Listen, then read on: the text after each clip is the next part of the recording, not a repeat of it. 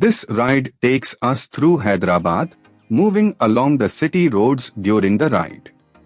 The mood here is calm and focused, with the sound of the engine carrying us through the changing rhythm of the streets. Let the road unfold naturally as we settle into this stretch. A little further along, this part of the route shows a grounded side of Hyderabad, where everyday movement defines the street. Shops, side lanes, and passing vehicles build a sense of momentum, and the pace stays steady. It is the kind of stretch where the ride feels less like a destination and more like a continuous observation. As the ride continues, here is something worth knowing about this part of Hyderabad. Irani restaurants are old-style cafes that were established by immigrants from Iran generations ago. That local detail adds depth to what might otherwise seem like a simple road, and it reminds you that every ride here passes through layers of history and routine.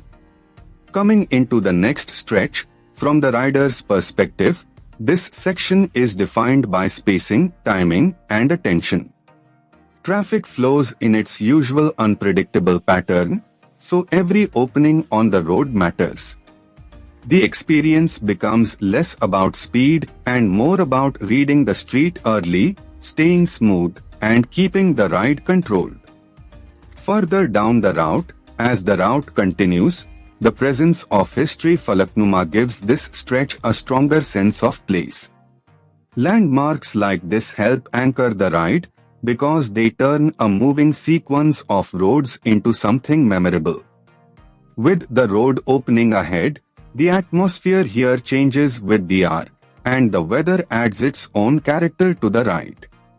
The road noise, light, and movement around the bike all combine into a very specific riding mood. That is what makes city POV footage work best when the narration supports the scene.